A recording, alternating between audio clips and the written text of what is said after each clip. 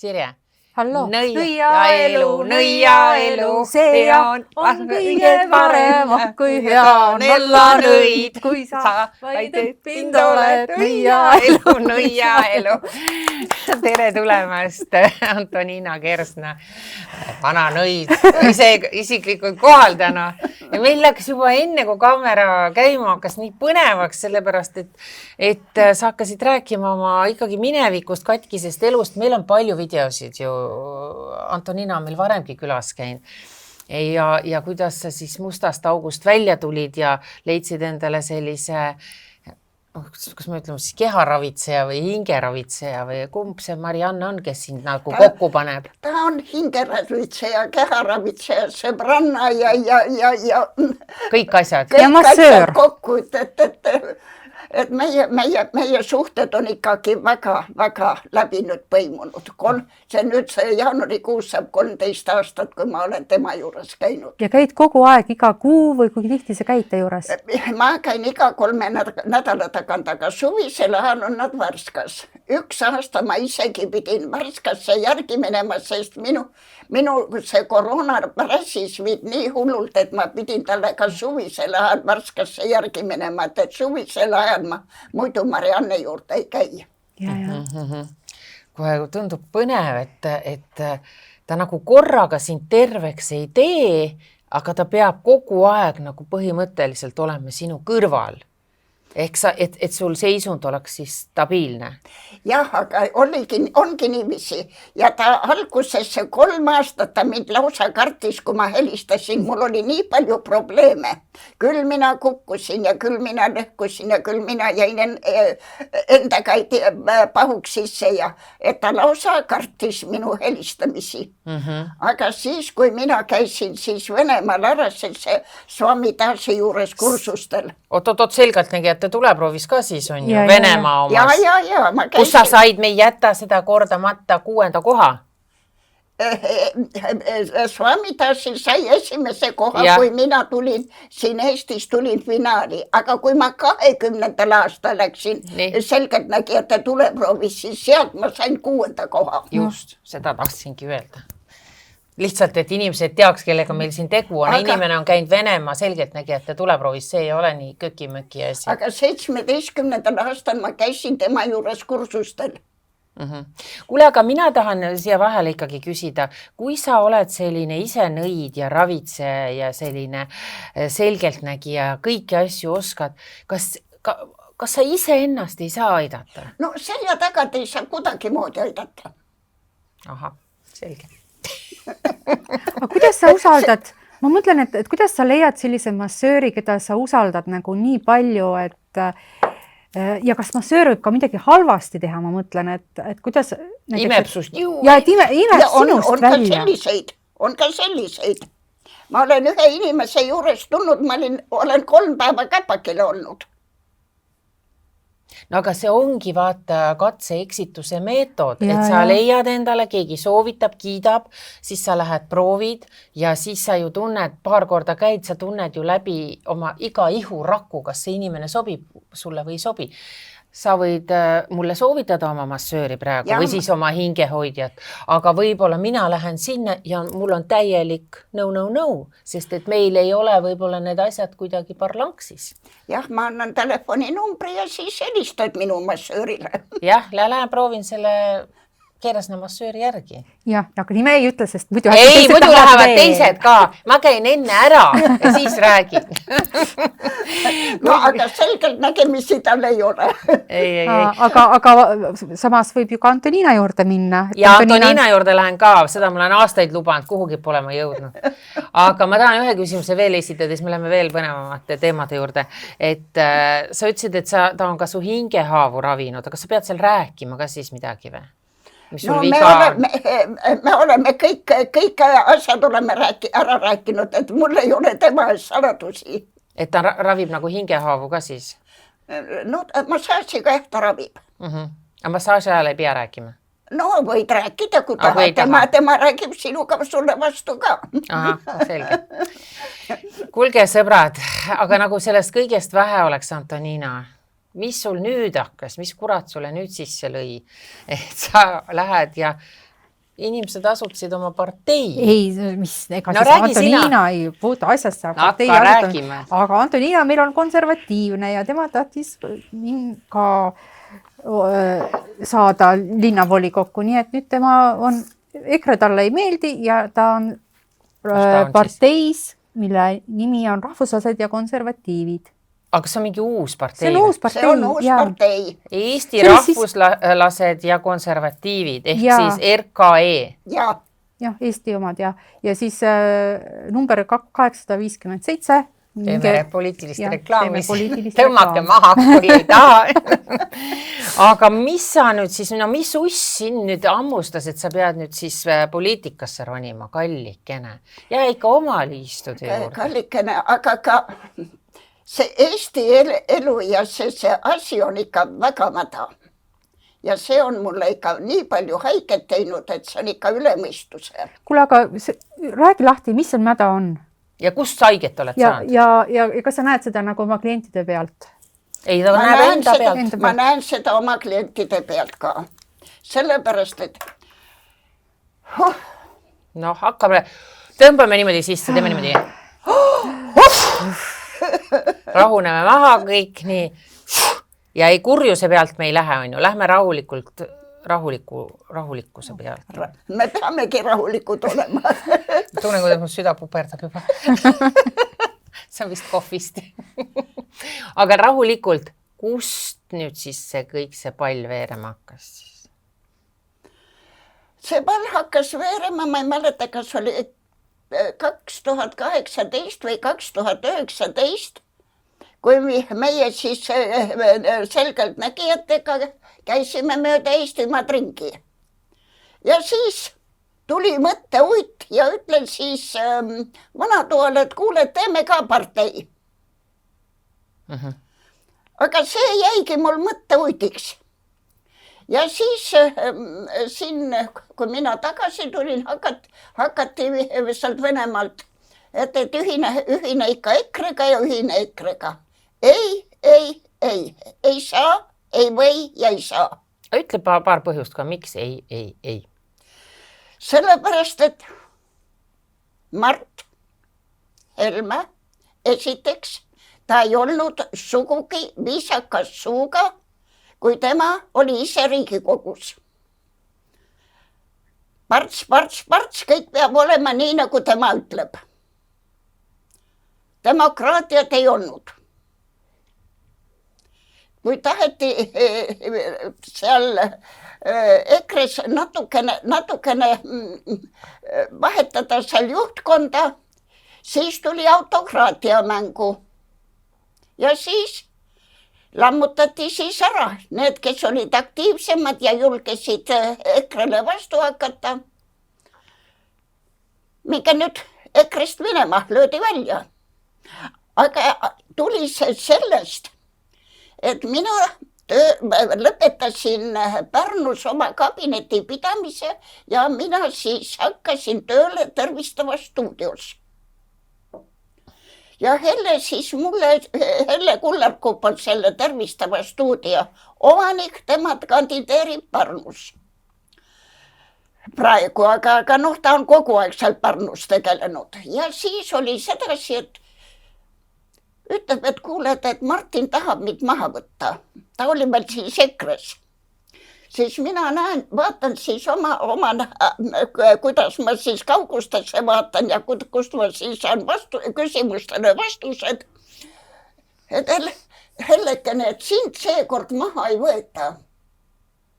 Aga varsti võetakse maha. Ja kui teid on maha võetud seal, siis mina ühinen teie uue erakonnaga. Et ma olen selle erakonna ka ühinemisi esimesel koosolekul Tartus käinud. Wow. Ja põhimõtteliselt keegi veel ei teadnud, et see erakond sünnib, aga sina juba nägid. Ja. Ahaa, sa nagu nägid, et see tuleb. Ja veel siis ma andsin Hellele sõna ja siis ma olin siis aasta otsa vist olin, ma ei tea sellest algusest peale, kui nad moodustasid selle, et ma olin liitusin Pärnuga. Aga siis tulid valimised nüüd peale. Mina ei saa Pärnus valida, kuna ma ei ole Pärnusse sisse kirjutatud. Ja nüüd ma pidin siis tulema siis ära Tallinnasse. Ja nüüd ma siis kandideerin Lasnamäel. Näoga Lasnamäe poole. Äge. No aga mida sa siis nüüd tegema hakkad või mis see suunis nagu on, et mida, kas sa, kui sa oled selgeltnägija nii öelda, siis sa ju näed, et kas te suudate mingeid muudatusi nüüd ikkagi meie sellesse olukorda, mis meil praegu siin virvarr toimub, sellesse tuua? No ma ei oska sellele praegu vastata, aga võib-olla ka minu hääl osutub ka siis kunagi positiivseks hääleks ja hakkab siin sellel maastikul olukord muutuma. Aga sa ütlesid, et sa oled nagu haiget saanud, et mis see sulle on see haiget teinud, et miks seda elu on vaja muuta? Sellepärast, et kallikene, kui palju praegu on koondamisi, kui palju on lahti laskmisi. Minu tuttavad on väga palju koondatud ja lahti lastud. Sellepärast, et firmad ei ole meie Eesti omad. Meil ei ole majandus korras. Ja see ettevõtluskeskkond on siuke. Ja veel mis väga tore lugu on, et ei taheta korralikult inimesele palka maksta. Riigil pole raha ja riik oleme meie. Jah, aga kui kes on ettevõtja, too ei maksa ka oma töölisele palka. Lastakse inimestest üle. Aga inimestel on vaja maksta korterid, laenud, süüa vaja, riiet vaja. See on traagiline ja selles mõttes, et vaata, räägitakse kogu aeg, et keskmine palk tõuseb ja kõik on nagu super toore ja pole sellel elul viga midagi. Aga samas, kui paljud tegelikult tõesti elavad peost suhu palgapäevast palgapäevani, et see on väga kurb. Ja kui palju on võrgusid nüüd tulnud? No, inimestel ei ole lihtsalt raha. Inimesed lähevad, söövad poest kõhu täis ja kõnnivad välja. No jah, aga see on üks asi, et palgad ei tõuse ja raha pole, aga see algab ju kaugemalt, ega see ei ole nüüd ka ettevõtete süü selles mõttes, et ega kui kuskilt võtta ei ole ja kaubandus ei toimi, maksud on kõrged ja ostujõudu ka ei ole, siis see käibki ringi nagu mingi pall, kellegil ei ole raha, ega sellel ettevõtjal ei ole ka mingi kullaauk siin kuskil sohva taga, et ta sealt aga võtab kamaluga ja annab oma töötajale, kui ta peab mõtlema, kas ta ettevõte jääb üldse püsima. Ja kui tal on seal 100 töötajat ja ta mõtleb, et ma lasen 20 tükki neist lahti, et siis ma kuidagi püsin vee peal, see on ju ka tema probleem. Me ei saa ju osutada ettevõtjale sõrmega öelda, et tema on ahne kapitalist. Ega Antoniina poliitikuna ka ei saaks midagi ettevõtjatega ettevõtta, sest need on eraldi kamp. Et riik kui selline või selles mõttes, et see on halvasti juhitud riik, ütleme siis nii, sest me oleme kuidagi rööbastelt välja aetud. Aga meid on nüüd väga palju ka selle ukrainlaste aitamisega rööbastest välja aetud. Aga seal on nagu ebaõiglust, et emad saavad ja oma inimene on jäetud kõrvale. Aga mõtle, kui sama olukord tekiks meiega ja siia tungiks vaenlame, siis meie küsiksime ju ka naabritelt abi. Ega me üksi ei saaks hakkama. Eks siis ukrainlased on sama asja teinud. Nad peavad kuskilt abi paluma. No ma oponeerin praegu lihtsalt, et ma ei viitsi siin noogutada teile kaasa. Aga see ületas siiski meie budžeti. No see sõda on ületanud kõigi, kogu Euroopa budžeti on see ületanud, see ei ole meie, ei ole ainult siin praegu omadega jamas. Ja järgmine aasta Ukraina muuseas jaguneb ka, eks. Seda sa näed ette, jah? Ma näen hullemad asju ka ette, aga ma ei hakka siit seda nüüd väljendama. Hakka tulistama, sest meil on just see õige saade. Siin räägitakse kõik ära nii nagu on. Kõige hullemad lood räägitakse siin saates. Siis see võib-olla inimestele jõuab kohale. mis toimub? See, mul oli omal ajal võib-olla, et teil oli tuttav. See nimi, Edgar Egipt. ja, Tema oli minuga hea sõber. Ja mina siis Jeruusalemmas sain kokku ukrainlannatega. Ja üks ukrainlanna tuli minule Lvovist külla ja tema tahtis selgeltnägija juurde saada. See oli 1912 aasta, aga Jeruusalemmas ma käisin 11. aastal. 1902.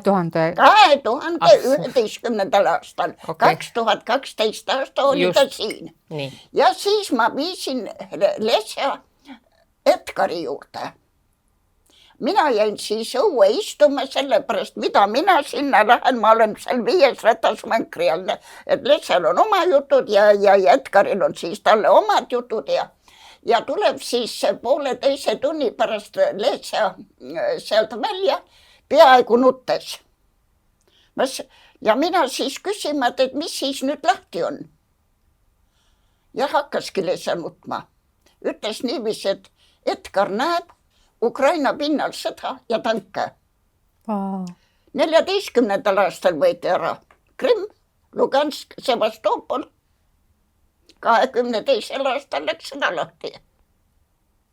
Ja siis meie Edgariga pikalt ja palju rääkisime sel teemal ja Edgar siis ütles sedasi, et 35. aastal oleme meiega Venemaa õigusmääris. 35. aastal? Ja. Alles? Ja. Surnud siis õnneks. Sina veel kallikene elad, ära sina tule seda juttu ajama.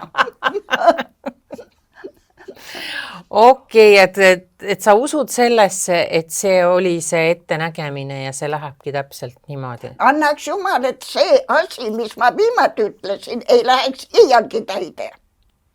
Ma Edgariga sel teemal väga palju vaidlesin. ja Edgar oli muidu hästi selline kuidagi, ta kuulutaski niisuguseid kuidagi väga koledaid asju ette minu meelest. Vaata, tema ennustas ette ka uputusi. No tänavu aasta oli ikka täiesti hull aasta. Ainult 100. Valgamaal ei olnud ühtegi päeva, kus ei tulnud vihma. Veetujus või see kõik veetase oli kõrgele tõusnud. No aga mis sina nüüd ütled kõige selle kupatuse kohta ja Edgari jutu kaasa arvestades, et mis meil nüüd siin hakkab siis nüüd lähiajal toimuma? Me oleme aastas 25. Kas, see on lõput, meil on igavikuline küsimus meil siin kogu aeg, kas see sõda saab ükskord otsa või see lihtsalt jätkubki lõpmatuseni? Üks pool ei anna alla, ukrainlased on ju ka väga kange rahvas tegelikult, on ju, ega nad ei ole mingid eilsed. Need ei ole siksed. Ei ole papist poisid. Just, ja venelastest ma ei hakka rääkima. Aga mis venelased on teinud? Venelased on ju teinud 2 rinnet. Nii nagu tagasi taganed, nii sind lastakse maha. Me võetakse vangi ja pekstakse. Isegi need, kes need droone saadavad, et kui need droonid maha lastakse, siis neid ka väärkoheldakse. Sa ütled, et Ukraina jaguneb 2 siis. Ja. Tehakse ikkagi pooleks, kui pooleks. No üks kolmandik. Üks kolmandik läheb ära venelaste kätte. No see on kuidagi praegu, isegi mina oskaksin seda nagu öelda, et tõenäoliselt... No seda mina oskasin ammu ilma öelda, siis kui see sõda peale hakkas. Et see Ukraina jaguneb niiviisi. No aga kas siis sellega, kui nad saavad selle verise liha käntsaka venelased, kas sellega nüüd siis on rahu maa peal siis või ei? Kui mina Venemaal olin ja viidi meid siis need sinna ülesandeid lahendama, siis ma nägin, mihukesed on Venemaa põllud. Venelastel on orje vaja. Meie olime ka venelastele omal ajal orjadeks, kes kasvatasid liha, piima, juustu, kala. Kõik pidime kõik Peterburi ära toitma. Pluss meil suur Venemaa taga. Mis meile siis tol ajal siis järele jäi? mina hea oli, et ma elasin maal, et mul olid need asjad kõik olemas. Aga linnainimene läheb peale tööd poodi, ei ole tal midagi enam saada. See on ka müstika muidugi, et Venemaa ei suuda ennast ise ära toita. Rikas maa. Nad ei viitsi tööd teha. Ja nüüd on, vaata kui palju neist on surma saanud venelasi. Ja isegi kui Polegi see sõda lõppeks ära, seal on ju, me räägime miljonitest nüüd juba või? Ja, aga nüüd on ka see geneetiline varam on hakanud selle langema, sundimus ei ole. Ei ole mehi, kes lapsi teevad. No kus kohalt siis see sündimine saab olema? No ei ole mehi, kes tööd teevad, ei ole mehi, kes lapsi teevad ja ei ole lõpuks ka inimesi, kes neid lapsi tahaks siia maailma sünnitada. Sellepärast, et ei ole stabiilsust. Et see on nagu näha igal pool, ka meie noorte seas täna, tõesti. Hakkad nendele lastest rääkima, nad vaatavad suurte silmadega otsa. Nagu. Et mida sa nüüd kõneled? Minu noorte seltskond, kellega mina suhtlen, on täpselt vastupidi. Nemad saavad lapsi ja neil on nii palju lapsi. Ja... Jumal on üks pere. 13 last peres. No tubli, no ongi 2 äärmust siis. Ongi, jah.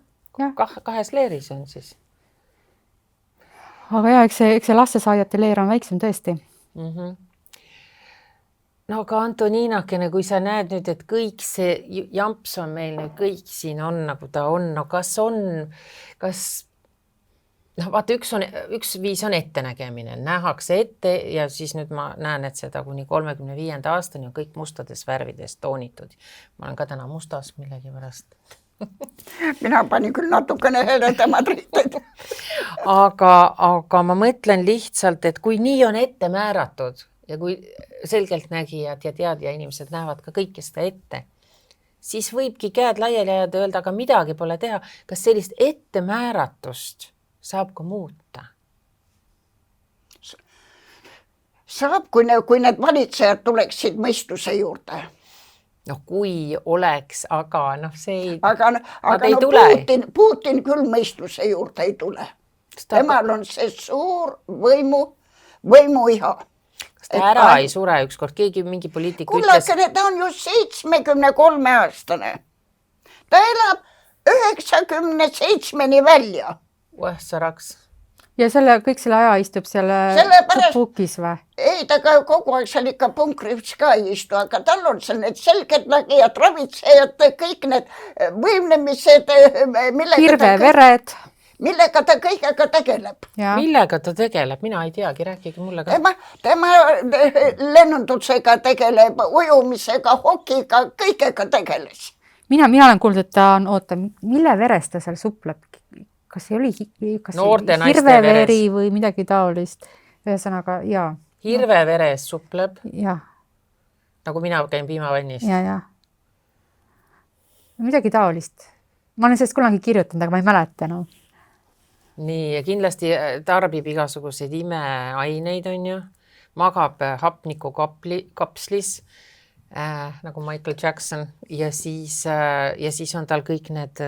nõiad ravitsejad veel ümber ja kõik masseerivad. No, aga ta neid vist väga ligi endale ei lase. Et ikka distantsi pealt kõik käib. Aga ravitsejad peab ikka ta ligi laskma. Ja kui ravitsejad teda elus ja tervena ei hoia, siis võlla. Ma kujutan ette, kui diktaatoril asjad ei toimi ja ta jääb haigeks või midagi, siis on ravitseja süüdi. Ja aga ta oli ju nii haige, juba räägiti, et Putin sureb kohe. Putin on surnud ja nii edasi. See oli spekulatsioon, Kallik. Ei, ma tean, ma räägin lihtsalt. See oli suur spekulatsioon. Ta oli siis ta ei olnud veel 70-nike, kui juba see spekulatsioon hakkas peale. No, aga ta nägi ka haige välja, ta läks kuidagi paiste ja oli üsna aga võib-olla oli tal ka koroona. Ja, ei, no muidugi, mis iganes võis olla, inimeste tervisega ikka juhtub asju. Ja. Me kõik oleme inimesed. Aga see, et tal nagu kloonid on seal mitu tükki, et see väiksematel üritustel ei käi ta sugugi ise, ei kuluta ennast. Siis on mingid teised nupud, etturid on seal. Nüüd, et ükskord ma vaatasin ühte klooni seal, et püha jumal, ta oli nii ära joonud näoga. Et see ei saanud küll õige Putin olla. ma ei tea, keegi küsis tehisaru käest, et kui mitu klooni on Putinil ja tehisaru ütles, et 4. Nojah, siis... Või noh, et või koos temaga või niimoodi, et 4 erinevat. No jah, aga AI on oma info saanud lihtsalt artiklitest, Ja, mis ja, on kirjutatud. Noh, aga siis keskmine tuleb selline kokku. Nii, aga no aga räägime nüüd siis sinu tegemistest. Oletame, et sa nüüd siin saadki tõesti siin võimukraanide juurde ja poliitikasse. No mis on esimene asi, mille sa siis nagu teha võtaksid? No vot, seda tööd ei jaksa ära teha. Arstide juurde inimesed peavad ootama kuude viisi järjekorda. See asi peaks olema täielikult välistatud. Arstiabi peaks olema just kohe ja praegu kättesaadav, kui inimene on haige, mitte 6 kuu pärast. Mul oli sedasi, kuidas ma sinna Eesti selgeltnägijatesse sattusin. Mina olin haige, aga enne seda mul oli kukkumine. Kukkusin väga halvasti. Ja see oli 15. aastal Mattiisenit te teate. Mattiisen. Mattiisen, jah, ta on ka televisiooni juures tööl. Nii. Mis ta eesnimi on? Mirjam Mattiisen.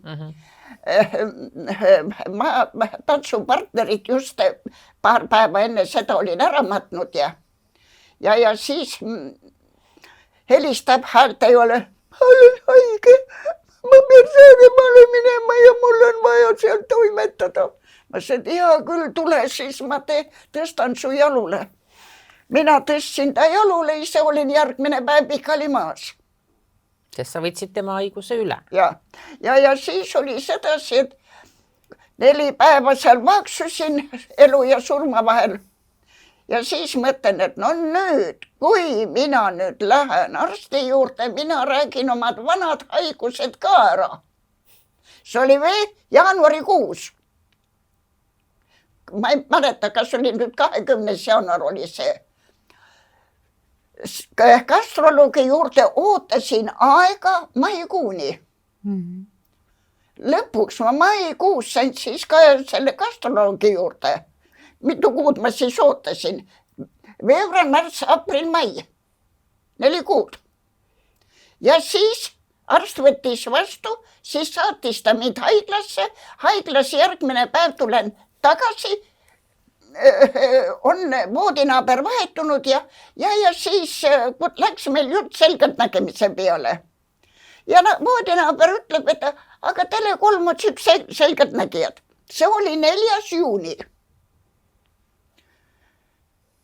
Ja mina siis talle ütlen, et mul ei ole telefoninumbrit, et ma saaksin sinna helistada.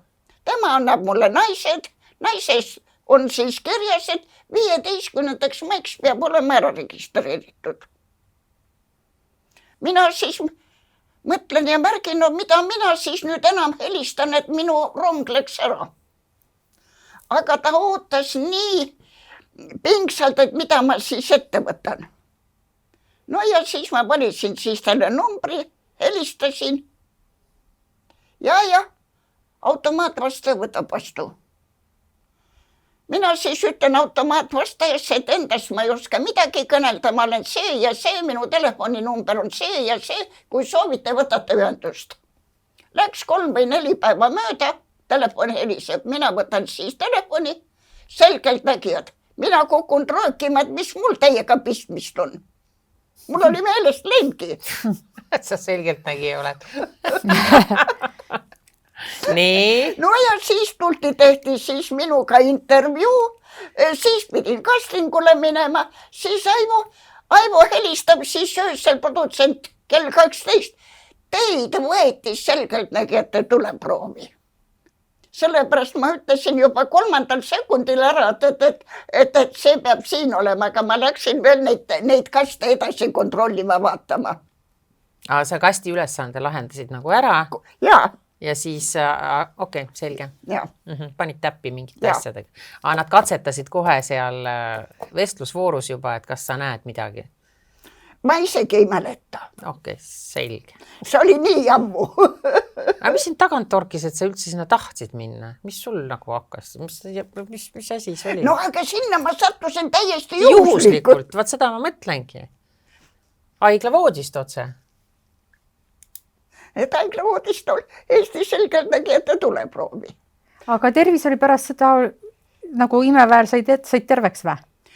Tead, ei, ma sain ikka väga palju aastate pärast terveks.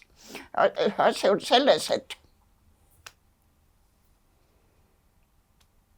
mul oli just 14. aastal minu lapselaps suri. Ja siis ma olin endaga nii pahuksis, aga seal selgeltnägijate tuleproovis ma rääkisin omad probleemid, et mul hakkas kuidagi, läks nagu kergemaks. Et nad ikka mind aitasid sellega, sest ma olin ikka täielikult aukus. Aga kuidagi seal saates siis rääkides ka oma Ei no loove. need kes seal osalesid. Need aitasid sind? Jah. Ahaa. Sest ma olin tõesti endaga pahuksis, nii et lähme nüüd pensionäride juurde tagasi. Tõstad pensioni? Tõstad pensione? Kui poliitikasse pääsed? Ei, no pensioni tõstmiseks, aga see, mis seal hooldekodudes on, see on ikkagi üle mõistuse. Et ikkagi omad vallad, omad linnaosad peaksid ehitama munitsipaalkorterid. Inimene, kes endaga kodus ei saa toime, et siis munitsipaalkodus, et antakse talle ühetoaline korter, et seal on siis järelevalve olemas, seal on arstiabi olemas ja siis ühesõnaga, et inimesel oleks elamisväärne elu. Täpselt, jaa. Aga praegu ei ole seal hooldekodudes elamisväärset elu. Ei ole, jah. Pannakse sulle pampersid alla ja kõik. Päris õudne on, jah. Ja see on olnud meil aastaid, kümneid See on ju kõik see aeg tegelikult olnud, ega need hooldekodud, ma ei tea, kui palju on selliseid hooldekodusid, mis tõesti on nagu pole ajale jalgu jäänud. Minu juurde tuli üks inimene, temal kasvuisa pandi hooldekodusse rõngu küljal kuskil. Ma isegi ei mäleta enam, mis hooldekodu nimi oli. Ütles niiviisi, et hooldajad ütlevad, et nii palju süüa ei anna, et siis vähem on vaja neid. Kasida. Ja appikene, kui küüniline ja siis teie vast legite ju ka siin paar aastat tagasi, kus üks inimene oli ära näljutatud. Ja. Nii, aga meie koolid. Mis seal viga on nüüd? Õpilane võib õpetajale kõike näkku paisata. Emad võivad, isad võivad õpetajad retsida nii, et seda nägu. Aga mis kõige toredam lugu on, et pandi vene lapsed ja eesti lapsed ühte kooli. Mina seda õigeks tegelikult ei pea, sest mina olen ise ka vene keskkonnast tulnud, aga mul oli õnneks see asi, et ma olin üksi päini seal koolis. Mul ei olnud kellegi teisega vene keeles kõnelda ja mul oli juba 2 nädala pärast juba oskasin paljusid sõnu ja juba oskasin hakata juba mängima ka teiste lastega. Aga siin tulevad need vene lapsed, räägivad kõik omavahel vene keeles, kuigi ei ole lubatud, aga kas siis seda järgitakse neid keeldusid? No muidugi mitte. Et peaks olema eestikeelne kool või see vene laste jaoks eraldi kool, kus on eestikeelsed õpetajad ja eestikeelne õpe. Sellepärast 4. klassis tuleb loodusõpetus ja see laps ei tea sõnu. Muidugi. Aga mida meie eesti lapsed teevad? Nad istuvad ja igavlevad, kuna õpetaja tegeleb nendega. Ja siis vanemate kaebuste pärast lastakse paljud õpetajad ka lahti. Isegi Tallinnas lasti üks koolidirektor selle pärast lahti. Niisama seal Lüllemäel see koolidirektor, kui need vanemad saatsid lapsed ilma aluspüksata kooli. See veel oli, ma pole kuulnudki. Mis ilma aluspüksata kooli? Jah, seal tuli mingisugune kommuun, kus lastel aluspükse jalga ei pandud. Sirje, sina tead kõike? Ei, mina seda küll ei tea, see on täiesti minu jaoks üllatus. No minu juures käis see endine direktor minu juures ja rääkis. Ei, no ma saan aru, aga Lüllemäel, aga ma ei saa aru, kuidas saidi teada, et neil lastel ei ole aluspükse jalas? No aga kui kehalise kasvatuse tunnis. Afrikane. Kuule, on see ikka tõsi jutt või? No ma räägin seda, mida rääkis mulle see endine direktor, keda lasti koolis. Aga mis see point oli siis, et lapsed lasti kooli ilma püksata? Seal oli mingisugune klann sinna Lilleküla. Aga mingisugune märsilohistajate kommuun oli ja, siis. Ja kus lapsed ei kanna aluspüksi, sest see on täiesti mõttetu. No, et tuhisevad ringi värskes õhus, lasevad põõsa alla ja tuhisevad edasi. No, täpselt nagu mina Saaremaal. No kooli vast ei püksata ei lähe, eks ole. Aga no mindi ju kooli ka. No sest nad olid looduse lapsed.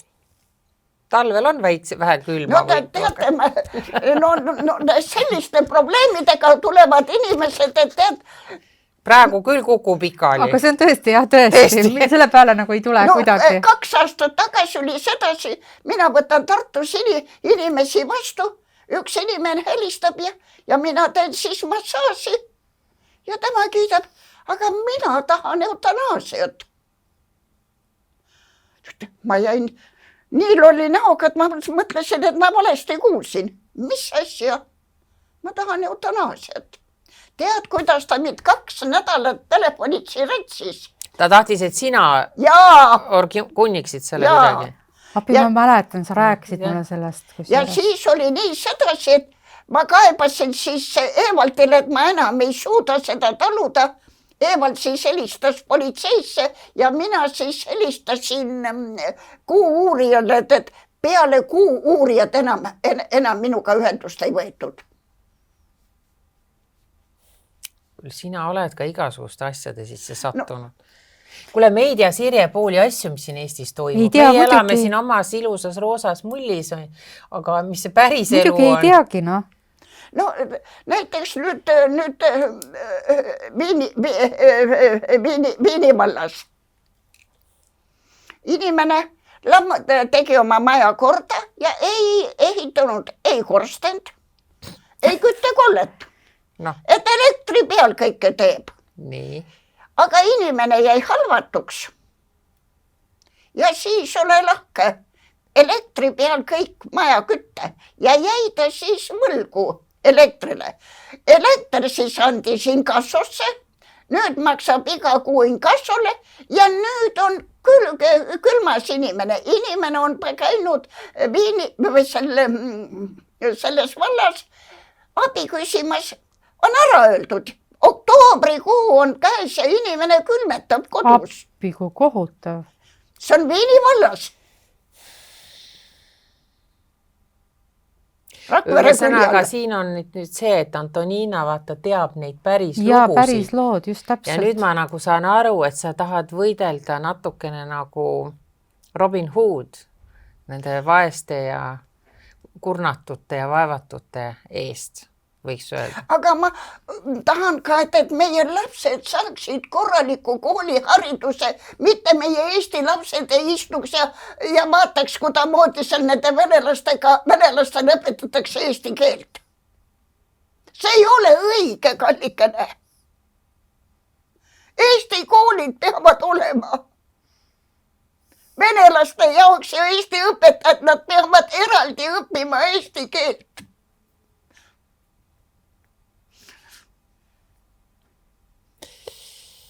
Vaata, jah. Mul on kahju meie Eesti laste pärast. No eks see on praegu see katse-eksituse meetod. Nad proovivad, kas see toimib ja ma kujutan ette tegelikult, et kui siin paari aasta jooksul nähakse, et see tõesti läheb omadega metsa kogu see hea tahe, hea tahe on ju kõige selle taga olnud ikkagi. Aga kui nad näevad, et see läheb metsa, et see ei toimi niimoodi, ma tõesti südamest loodan, et tehakse mingid ümberkorraldused. Mina loodan ka seda südamest. Sellepärast, et mul on endal lapselapsed ja lapselapsed käivad koolis. Ja sa näed seda probleemi nagu isiklikult? Jaa. Et minu lapselaps, meie maja taga on ju lasteaed, kus minu lapselaps käis. Ta tuleb koju, räägib vene keeles. Meie siis, aga kus sa seda õppisid? Aga Serjoosa oli ju lasteaias ja tema õpetas mind. Et ennem eestlane õpib selle vene keele selgeks, kui eestlane eesti keele. No see on nagu meie lapsepõlve ajal. Mina mäletan, et see oli samamoodi.